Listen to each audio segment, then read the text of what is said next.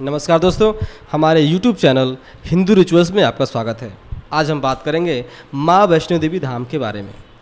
जम्मू कश्मीर क्षेत्र में स्थित वैष्णो देवी के पावन मंदिर की महत्ता सर्वविदित है।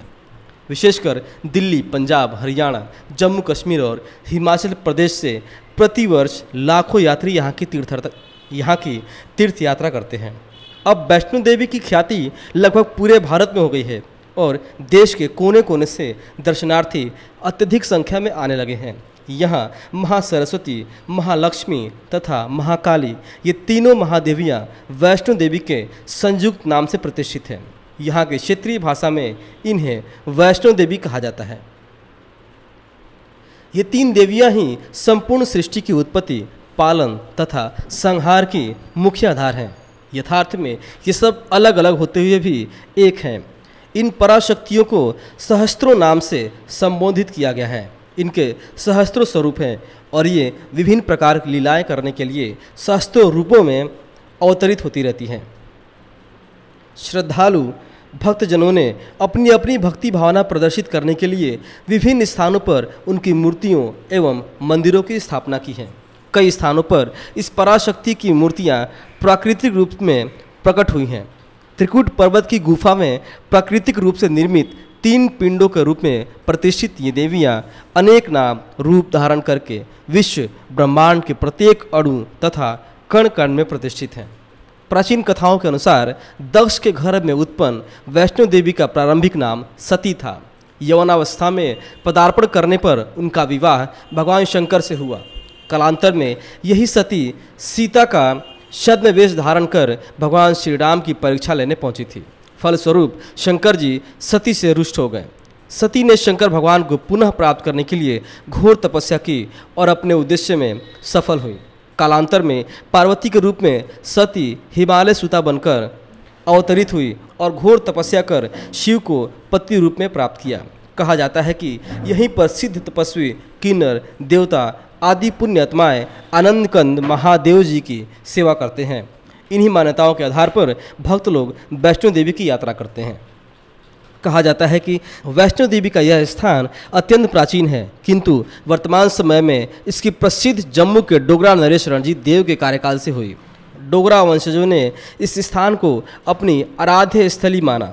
जम्मू कश्मीर के डोगरा राजा गुलाब सिंह ने मार्ग का नवीनीकरण कराकर स्वयं वैष्णो देवी के दर्शन किए। धीरे धीरे आवागमन की सुविधाओं के बढ़ने से दर्शनार्थियों की संख्या बढ़ती गई।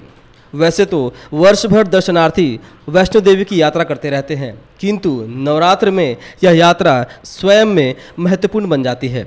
विशेषकर अक्टूबर और मार्च महीने में दर्शनार्थी यहाँ आध्यात्मिक सुख का अनुभव करते हैं।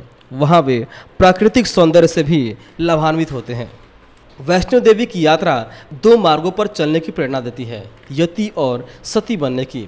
वैष्णो माता का यह प्राचीन मंदिर त्रिकुट पर्वत की एक गुफा में स्थित है। यह स्थान जम्मू कश्मीर राज्य के उधमपुर जिले के अंतर्गत है। इसके 2 मुख्य चरण हैं, कटरा तक पहुँचना, दूसरा कटरा से वैष्णो देवी मंदिर तक जाना। जम्मू कश्मीर क्षेत्र में स्थित वैष्णो देवी यात्रा का पहला पड़ाव कटरा नगर है। इसके समीप हवाई अड्डा जम्मू नगर का है। यहाँ से कटरा नगर की दूरी 52 किलोमीटर है, जो बस या टैक्सी द्वारा पूर्ण की जा सकती है। रेल मार्ग का इसके समीप मुख्य स्टेशन जम्मू तवी है। यहाँ से कटरा की दूरी 52 किलोमीटर है। स्टेशन से कटरा तक जाने हेतु शासकीय एवं प्राइवेट बसें हर समय बहुतायत से उपलब्ध हैं। यात्री टैक्सी द्वारा भी कटरा जा सकते हैं। जहाँ तक बस मार्ग की सुविधा का प्रश्न है, तो यह नगर उत्तर भारत के प्रत्येक बड़े नगर से सीधा जुड़ा है। दिल्ली और आसपास से सैकड़ों बसें, टैक्सियाँ आदि छुट्टियों में कटरा जाती रहती हैं। कटरा नगर पहुँचने के पश्चात मंदिर यात्रा हेतु कुछ बातों को ध्यान में रखना लाभदायक होगा। भारत के सभी नागरिक वैष्णो देवी की यात्रा करने हेतु बड़े इच्छुक होते हैं, परंतु जानकारी के अभाव में ये यात्रा कष्टकारी हो जाती है। दुख का विषय तो यह है कि यात्रा करके आए हुए नागरिक भी आने वालों को उचित सलाह न देकर केवल माँ की तारीफ ही करते रहते हैं। अतः हमारे चैनल के माध्यम से उचित सलाह दी जा रही है और इसका ध्यान रखने पर यात्रा सुखद होगी तथा कठिनाइयों का सामना नहीं करना पड़ेगा। सबसे महत्वपूर्ण तो यह है कि अपने साथ कम से कम सामान यात्रा में ले जाएं, क्योंकि प्रत्येक वस्तु रास्ते में अच्छे से मिल जाती है। अतिरिक्त गर्म कपड़े, कंबल आदि ना ले जाएं। कंबल मंदिर में कम किराए पर उपलब्ध होते हैं। खान पान की उत्तम व्यवस्था मंदिर व रास्ते में है। कैमरा आदि भी ना ले जाएं। यदि आप ये सब सामान ले जाते हैं तो लाकर प्राप्त करने में ही अधिक समय लग जाता है। मंदिर में किसी भी वस्तु का ले जाना पूर्णतया वर्जित है।